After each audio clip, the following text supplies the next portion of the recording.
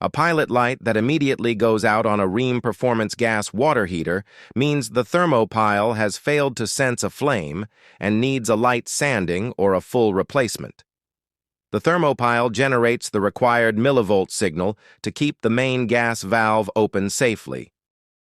Before touching any components, turn the gas control valve dial to the off position and let the entire unit cool down completely.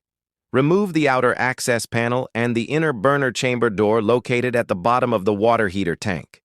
You will see 3 lines running to the burner assembly, which are the main gas tube, the pilot tube, and the thermopile wire. Carefully slide the entire burner assembly out of the combustion chamber to access the pilot bracket.